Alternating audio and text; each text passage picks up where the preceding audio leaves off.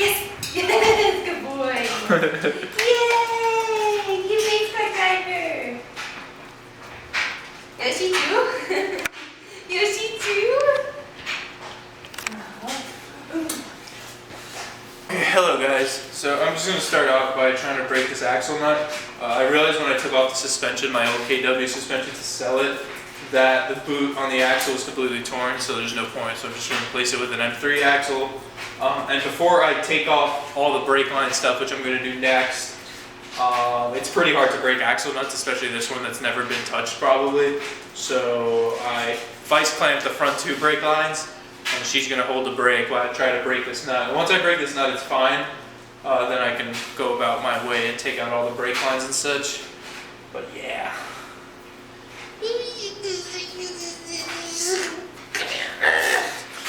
You're not here, I would be with my hair.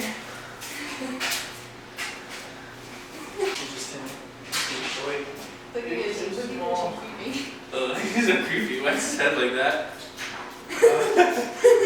You could just put them in the passenger seat. Well, there's stuff there. I'm trying to find my vice blend.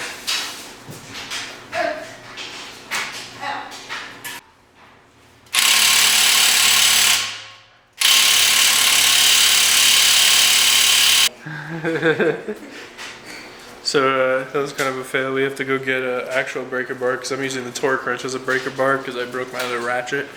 But I just want to show you guys first some of the parts we got. This is all from Chase Bays. These aren't actually on, they're just there for shits and giggles. But I got a Brake Master cylinder, Willwood one. I always call this company Wildwood, but Willwood. The lines, this is clutch lines for the T56, which is the Camaro GTO 6-speed. But the cool thing about these is, so with BMW with their fuel lines and everything, they have like quick adapters. And they sound cool, but they're really not because they always get stuck. But basically, that little bit right here, right there, that one, that's the clutch line. And the ones that we got, it's meant to just go in there and clip in how it is stock, which there's like a metal O-ring. I think it's actually this that clips around that, and that's the lines that's going to go to the hydro throwout bearing / slave cylinder. It's the same thing on the T56. But then also you can see this hole right here, and I got actually.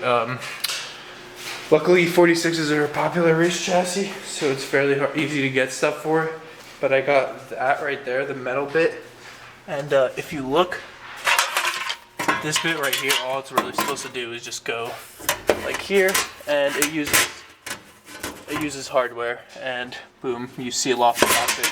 Because for almost literally any kind of racing, you have to seal the cockpit away from the engine. In this case, you just have to seal off the firewall.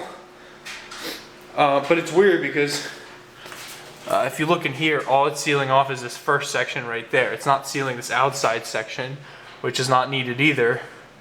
So I'm thinking once I get a welder in the next week or two, I think I'm just going to cut up metal and weld it in here. That hole used to be used for air conditioning lines, and then this hole right here, once this rubber grommet is removed, was used for heater core lines.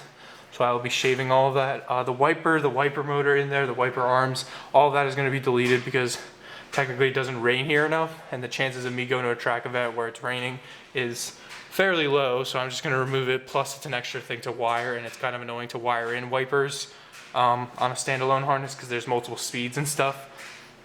But this is the master cylinder that you guys saw that I just showed you. This is the OEM BMW one. And actually with this one, thing about this one is the fact that it has a brake booster right here, and this is the vacuum assisted braking. It's going to be deleting all of that, so all it's going to be is just that pretty black master cylinder sitting against the firewall. There won't be any of this. Obviously these lines are here, these aren't needed either. That has something to do with vacuum or something. And then all these lines that run from the brake master down like that across the firewall here into the ABS, that's all going to be deleted. The entire ABS module will be deleted, and all those hard lines. And the kit actually includes lines for, so one line goes from the brake master and it just runs straight into there to this brake. The other line kind of just goes across and goes into the wheel well there for that wheel. And it's really clean, and they're braided steel lines. And the other line goes to wherever, right here, there's a, right here you could see that these are the 2 connection points for the rear braking lines, and that's where the other piece goes. So it eliminates a lot of clutter in the engine bay, which is super cool and nice because I want to use quality parts. That whole box right there costs like more than $600. And the other bits that I'll show you is, this is a braided brake lines for all 4 corners. If you know, the brake lines that go to each caliper. Technically, on a car, all the brake lines are hard lines until they get to the wheel wells, and then it's a rubber hose. As you guys saw, I cut the rubber hose in the front wheels because I said we would be doing braided ones. Braided ones are better because rubber, technically, brake lines, when you push the pedal, when you squeeze the pedal, all the lines expand because they're rubber and there's a ton of pressure, but these are braided steel, metal, so these don't expand at all. So technically you get better brake feel with it.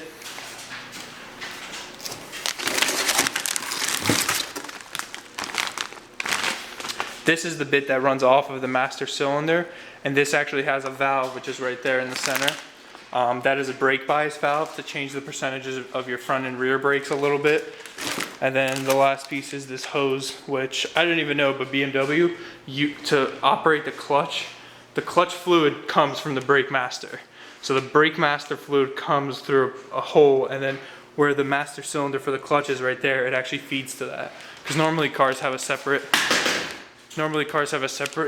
clutch bit, but this has its own, and that's so far what I've gotten. I also ordered hardware to some preventative maintenance stuff, like for head gaskets. I have a newer water pump right here for the LS, so I ordered the gaskets for that. And I believe I ordered the tensioner pulley for this. Because if you guys know, this got kind of damaged in a wreck. So I'll actually show you guys how the wreck looked that this thing was in.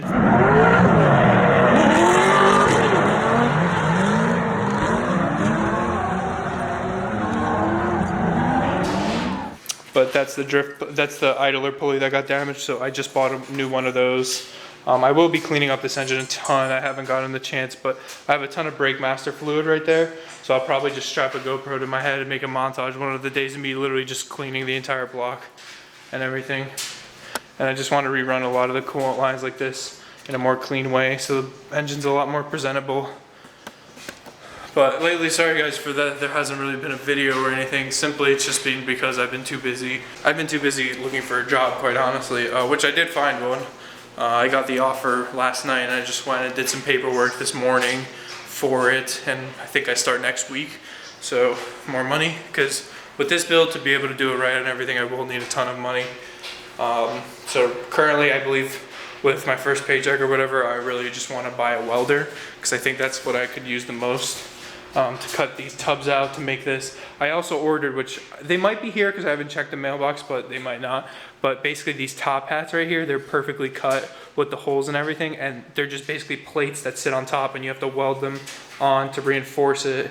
And then bars are gonna come through from the dash bar and from there to this to reinforce it and such. But also about the body kit, I was actually thinking, after looking at all the insane costs and everything, I know my mind's literally like all over the place when it comes to working on cars, but I was thinking of something that could possibly also be used as a business front, you know, kind of make my own stuff. So as I mentioned in one of the live stream things, I wanted to make like one of the first full carbon quarter panels for an E46. HTK Racing makes them, but they're in Latvia, so I doubt people in America are really willing to pay $1,000+ in shipping for stuff like that. So I wanted to really basically take full molds of this body kit with improved side skirt fitment, of course.